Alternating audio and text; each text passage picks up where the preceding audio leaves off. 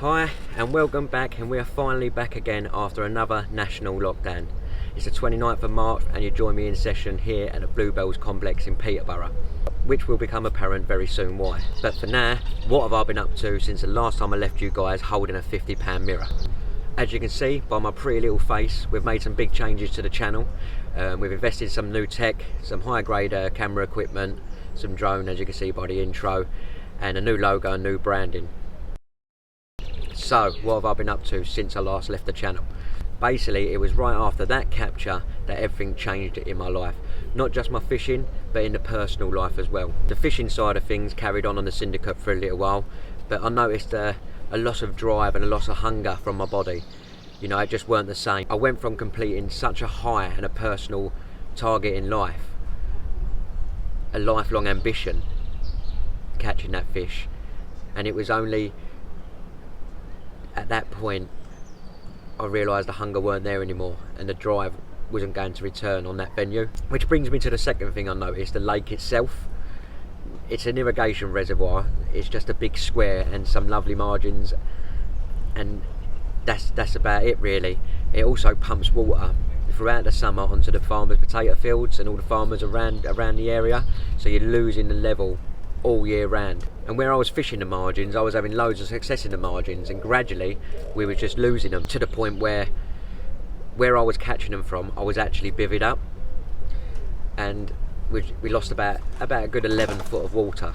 It was a crazy hot year, so more was getting pumped into the fields.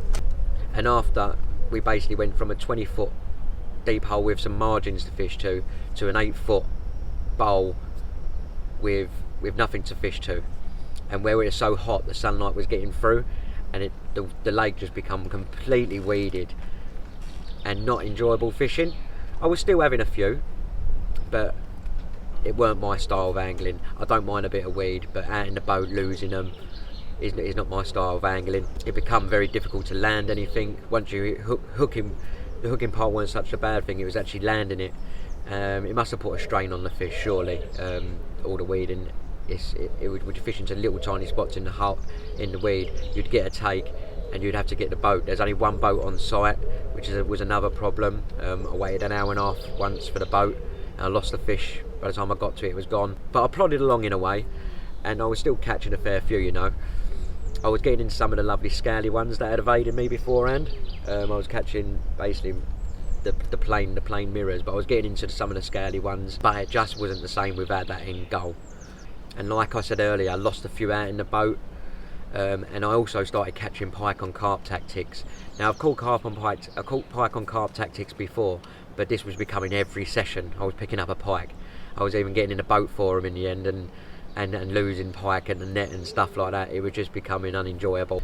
Now the third thing, and probably the beginning of the end for me, was the other anglers on the lake. Now I go fishing to enjoy myself, for my mental health is the main thing.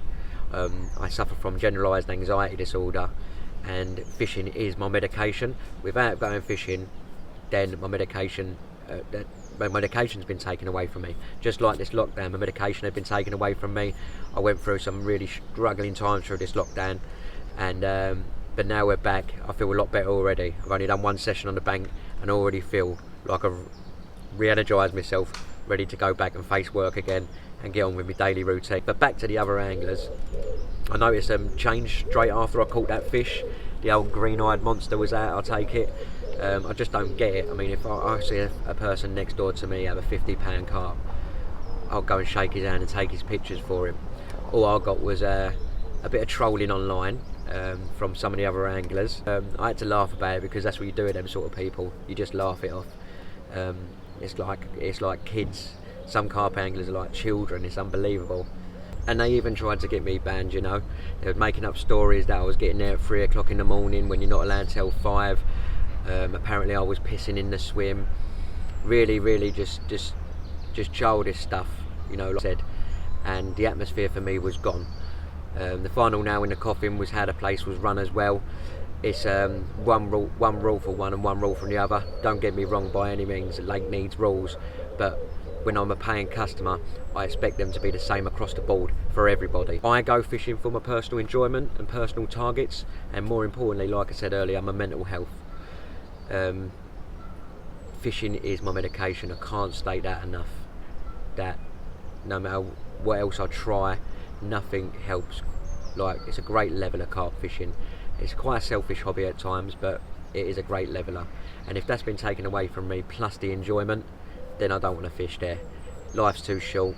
There's plenty of other lakes and plenty of big fish to go at. And yeah, that's it.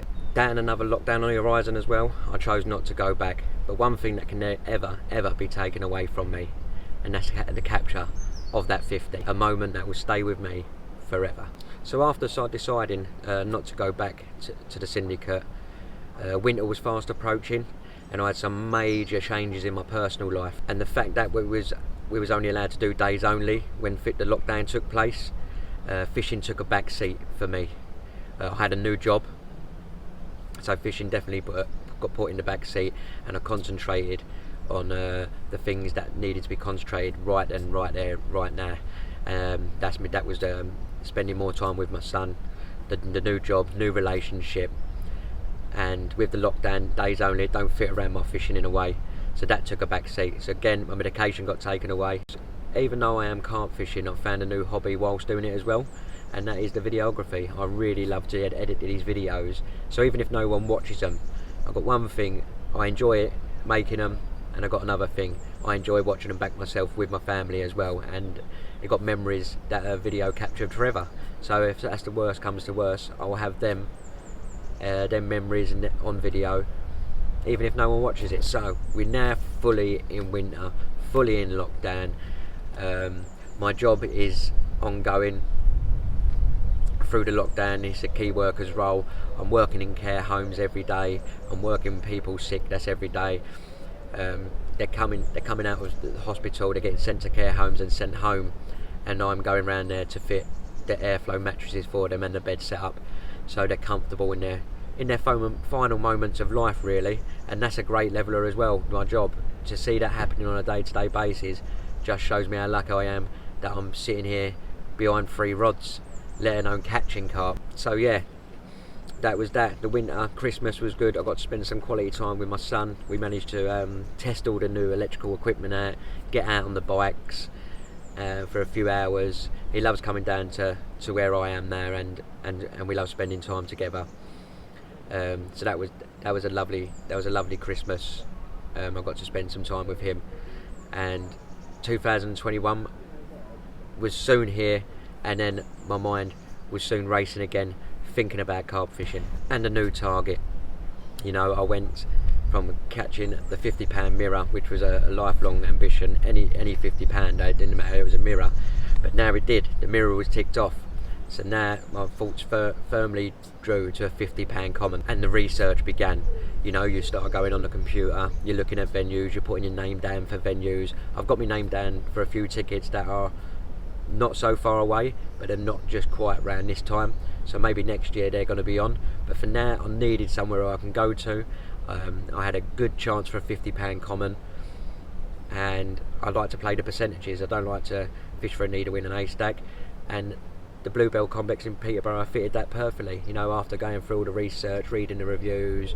I've been here a couple of times and fished swan before, but I've always blanked because it was in the winter. But I've never targeted one of these waters, and I was going to just target swan. But now hearing that there's 250 commons in each of King East, Swan and San Martin, I'm looking to get the full membership and target all 3. Just to play the percentage. I might move in one day and they're showing on one lake, and you know, you've got a chance for a 50.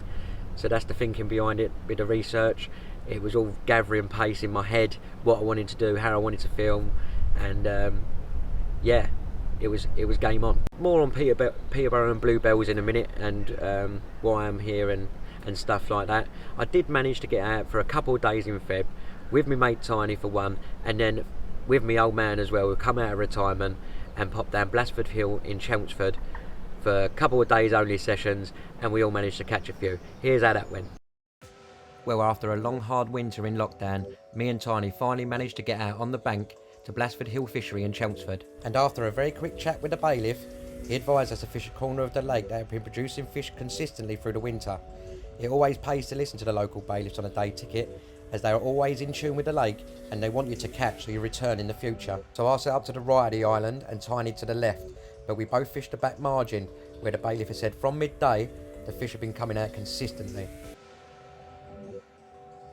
With that being said, we quickly went about making up some solid bags with trimmed down pop-ups and a little squirt of goo and fired them across to the back margin, laying in wait for midday until bite time arrived. And it didn't take long for the bailiff to be proved right, as Tiny was into his first fish of 2021.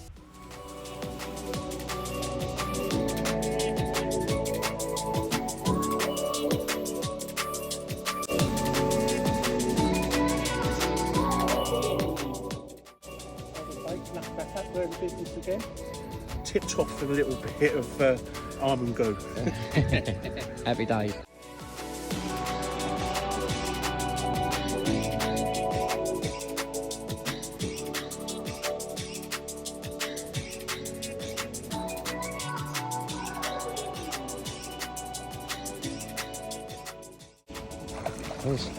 Nice fish. Yeah, 20 pounder I reckon.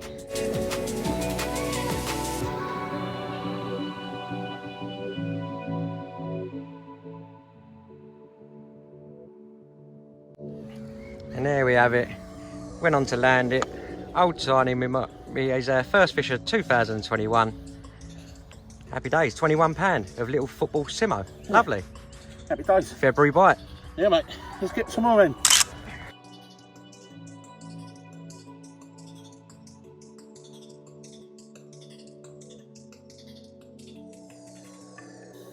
And shortly after Tiny's catch, it was my turn to get in on the action.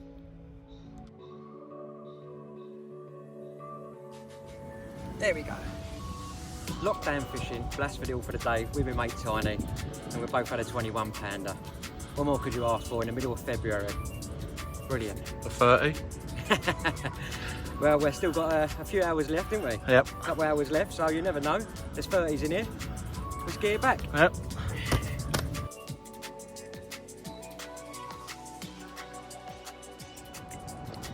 There we go. Look at that. February common carp.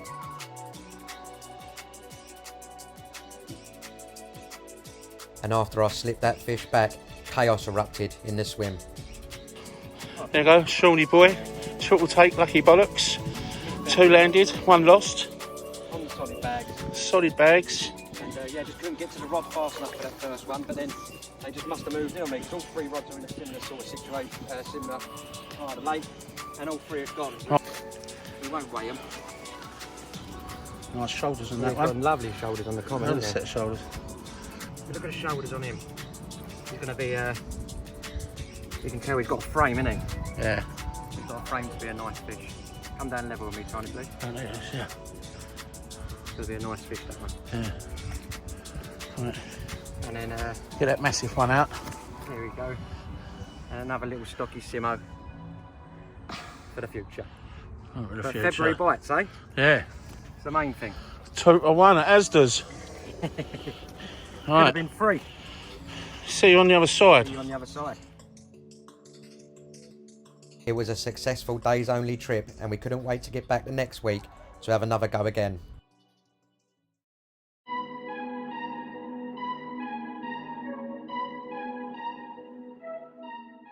The next week the lake was a lot busier. We only managed to get swims the opposite end of the lake to where me and Tiny was catching them the week before. This time we was joined with an extra guest to the Just One Run team. Yes, Golden Balls himself, the old man, had come out of retirement for the day. My session started as it was meant to go on. With a rotten cold on the way, I got the short straw and was pinned into a corner of the lake with not much fish activity.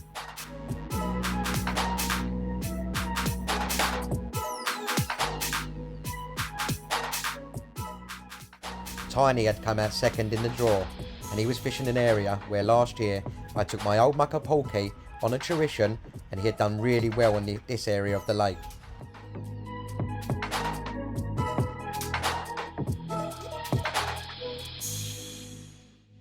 Yep, and you guessed it, Golden Balls himself, the old man, got first pick.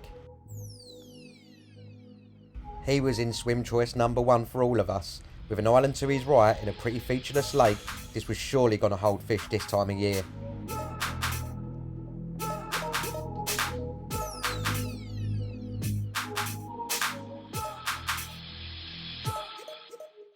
As if scripted, Golden Balls himself managed to fluke out a scraper 20, putting me and Tiny to shame.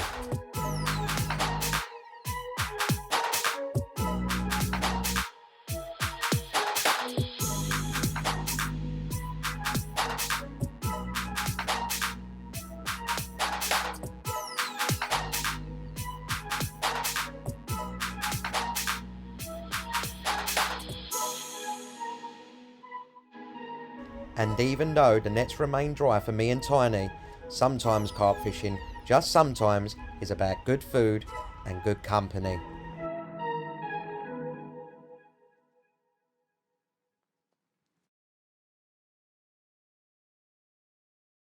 Well, that brings us all up to date, right here to where we are today, and that's Kingfisher on Bluebells.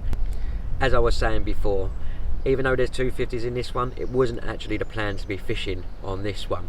It's March 29th and Bluebells was opening March 29th, and we got here at midnight. I thought I was taking the mick, pushing it at midnight, but it turns out, going down the strawberry fields on the way to the complex reception, the cars were just backed up. Even at midnight, I was car number 54, and it turned out being 8 hours early wasn't good enough. Everyone had the same idea. Everyone had been starved of fishing, and I hear people was getting here at 3 o'clock in the afternoon the day before. So what chance did I have? I mean, you had people sleeping in their bed chairs on the side of the lane, bivvied up in a sleep, you know, waiting for the morning. It was just chaos. It was madness. I've never seen quite anything like it. But I have to say, once I've got settled in this swim now, that you don't notice the busyness. Even though every single peg is probably taken on the whole complex, it's absolutely crazy when you think about it. They've gone from seeing no lines to seeing all the lines, and yeah, that's why it's not fished as well as people was hoping. I mean, the odd fish are coming out. The guy next door's had 132, and sprinkled over the complex are hearing of the odd capture, but nothing like you would expect. Even Bluebells, which is the runs water on here, is struggling a bit. But it was a result to getting this swim. I walked round, the wind was hacking in here, and I thought, oh my god, threw my bucket down. But Dad and Tiny are actually here as well. They're on the opposite side of the bank. They managed to get on Kingy as well. So the plan of fishing Swan has changed already because I'm on Kingy, but I was planning to go back on Swan. But I've also heard the news today that the £50 box common that was in Swan got found in the flood nets, and they put it in San Martin to spread the 50s around more and to spread the paying customer out more and to make the lakes a little bit fairer and better, which is bleep on the rod. And you know, things could be a lot worse. We could be sat at home still after lockdown, so it's just nice to be out on the bank, allowed to do nights. So after the madness, I got settled into this swim, as quickly set about getting a few solid bags out with a squirt of goo, and each had a different colour hook bait, you know. I made them up quickly because they were set up from Blastford Hill before, and all I did was cast them out. Why I got everything sorted. I've done a bit of filming as well because I've got to think about that now. Everything I do, I've got to think about the filming as well. And after I've done all the filming, you know, I was knackered from the night before, not getting much sleep in the van. I weren't one of the ones that got the bed chair out and slept. I slept in the van. So after the terrible night's sleep, I was just tired yesterday. That's when we got here yesterday. We've got another night ahead of us. So I was just tired. So after getting all that done, didn't do much filming after that really, and got me nut down. I woke up this morning and it's a much brighter day. It's going to be 22 degrees today, and after putting the drone up in the air, I noticed the fish were swimming around in packs 2 foot under the surface, so rethinking it was in order. So I tied up 3 adjustable zigs and flicked them out. So that's the plan for today. You'd be mad not to after seeing it, after taking the drone up there, getting some footage of the lakes and then seeing them swimming around in packs like that. So I feel quietly confident on the zigs, and I'm putting the adjustables down further at night tonight, because when I put the drone up quite late, I didn't see no pack fish last night, so maybe they're dropping down at night time. So I'm just going to be fishing just above the weed at night and tightening the adjustable jigs as low as they can go, really. Yeah, but I think that's the way I'm going to play it. I've seen one fish in this corner, so they are visiting it, and I'm quietly confident. So there you have it. That brings us all up to date. You'll be following me on the Bluebell complex, and what was only going to be swan is now going to be all three. So I win, you win, and hopefully the big fat commons lose. You know, there's quite a lot of options to get my teeth well and truly stuck into. 3 legs for the year to fish. Can't remember the last time I've done that. So whatever one looks like it's going to happen, that's the one I'll be fishing. I suppose we'll find it all out together through these videos. And now I've explained all that, I'm bloody hungry. So let's get the rods in, let's do them again, get some food cooked, and get my head down for the night. So I'm up nice and early and see if anything is happening out there. So let's have it, just one run, come on.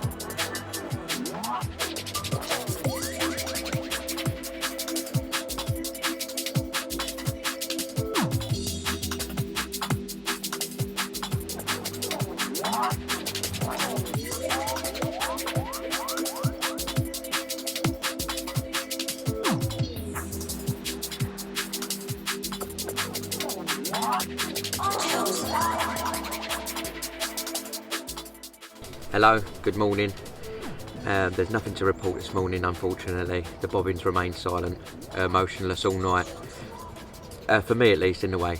The guy next door, he had one yesterday at 33.8, absolutely beautiful common. He got a bucket of water over the egg because it is his new PB. He also had a 33.8 mirror the day before, so joint PBs on the mirrors and commons. So it was great news for him, and it was great just to see that fish on the bank, get to test out my new camera. And even if it weren't me that was catching it, you know, I was over the moon for him. So that was brilliant. Place is unreal, isn't it? Yeah. This morning is a much different morning. I mean, the wind swung round. I've got my hat and snood back on, as yesterday and the day before was absolutely scorching. So I thought that might kick them into gear, and it's still a bit early on. We need a prolonged run period of that for like a week, and I think the legs will really turn on. Whether I'll get a space on it next time is another story, but you've got to be in it to win it. You don't catch them sitting indoors. Which brings me on to the next part of the show. You know, I'm going to leave it on this a new part of the show you're going to see once a month, where it's called Shuey's Rigs, Tips and Handy Tricks. And you're going to see a rig piece or maybe a bit of equipment piece. I've got no bias, I'm not sponsored or anything, so if I say it's good, I mean it's good. If I say it's crap, I'll say it's crap. I will say it how it is. So I'll leave you this piece now. It's Shuey's Rigs, Tips, Handy Tricks.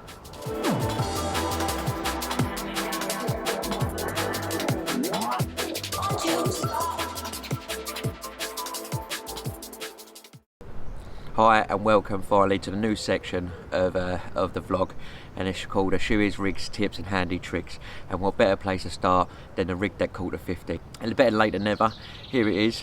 The components you need to be tying this rig is a zig float of your choice. I use the Nashi zig float, but other zig floats are available, and you can use which one you want. You need an anti-tangle sleeve, you need some zig and floater line, which again I use a Nashi 12-pound one. It's really robust, and as you can see, when it had to hold up the 50 in the reeds and I had to go out there and hand line it, by hand into the net, it stood its test in strength, and it didn't fray. If I didn't have this line on, I don't think I would have landed at 50. You'll also need a size 8 hook, or a hook of your choice, preferably one with an outturned eye. I use the Fox Zig and Floater, or I use the Kamakara because of the sharpness on the hook of a size 8 choddy, but the Fox Zig and Floater is fine, and you need a bit of black foam, trimmed or untrimmed. It's completely up to you on how you're fishing on the day. Those are the rig components you need. We'll start by visiting the hook end. We tie a figure of 8 loop knot for the hair, and then we slot the black foam onto the hair. Put it in place by a boilie stop.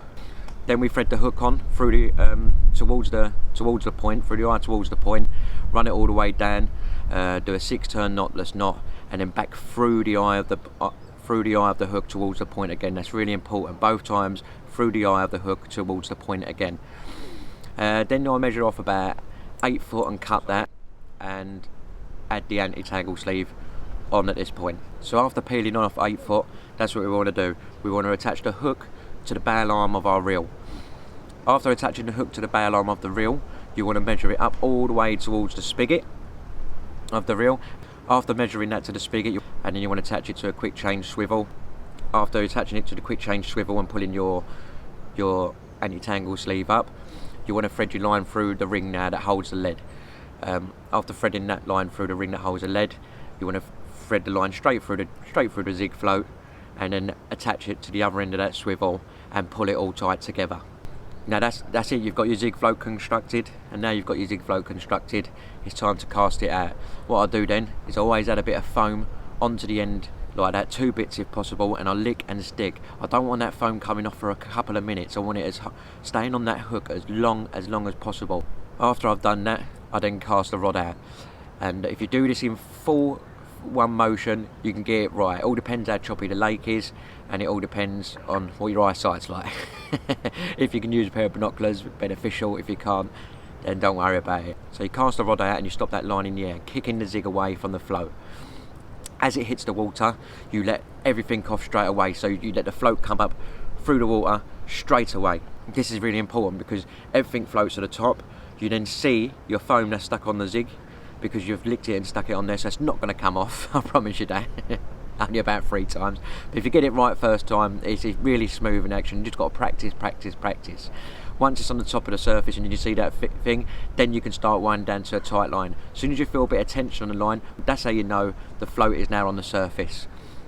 Quickly wind down some more until you see the foam just disappear under the top of the water. Once you see the foam disappear on the top of the water, you know now your zig is on the surface. Then you can wind down as many feet as you want and let up as many feet as you want, and the zig will go up and down through the layers, and you know you're not tangled because of that foam, and you see everything go down in one hit, and you just know you're fishing with confidence. That's the rig that caught the 50-pounder, you know. I put it out there, I couldn't see the foam on this point, and if that happens and you can't see the foam, then you just revert back to your normal thing. You know how long the hook length is. You know it's measured from the thing to the spigot. So as soon as you wind down on the rod, if you cast it out and you can't see the foam, you wind down on the rod until you feel a bit of tension, and as soon as you feel that tension, you know that's on the surface. Then you can wind down and measure it from the spigot to your reel, and you know once you've measured that, your zig should be on the top. I've done this at night, I've done it in the dark, and I've caught fish, so it stood the test of time. I caught 3 fish. If you go back and look at my meal diaries there, I caught 3 fish, and all 3 of them were at night on a black foam adjustable zig, which I put out at night, and I couldn't even see anything. So I just ran down, I let everything to the top, and I just wound down until I felt that tension. You can feel it. You pull the line with your finger and you feel the float doing this. Once you feel that, you know how long you're going to fish. You wind down and you wind down the necessary feet that you want to fish at. But there you have it, the rig that caught the 52 mirror, the adjustable zig rig. Think about me one more time before you go. Someday you'll know. Someday you'll know. Right, we end it here, and unfortunately the rods are in and there's no carp to show you. I'd just like to end this this piece on a serious note, what I found out yesterday, and is that Claude from Arsenal Fan TV passed away, and it just fits into what I've been saying earlier in the programme with the mental health feature.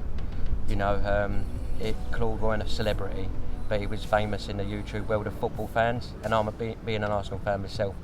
I actually watched his show every single day. I've actually met the man. It took time I had to meet my son, have a chat, and I've actually spoke to him after a couple of games before. It just really hit me hard because I work front line and I see what COVID does to the elderly every single day. But this is what it also does. You took that man's football away from him, and like I was saying earlier in the programme, is you take his medication away, and it really hit me hard. I mean, if you are struggling out there, ring these numbers. You know, you've got a few options to not be alone, and you can do it anonymously. You can do it because that's the first step. Admitting to yourself there's a problem, and then speaking to someone about it. But I promise you, if you do speak to someone, it'll be like a weight is lifted from your shoulders. But for now, very sad news, devastating. Rest in peace, Claude. And in the words of Claude, it's time to go.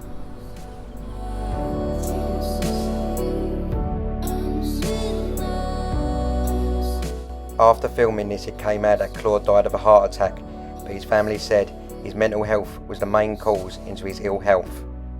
If you've enjoyed this episode, you can find me on Facebook and Twitter at Sean Shoesmith, and Just One Run at Instagram.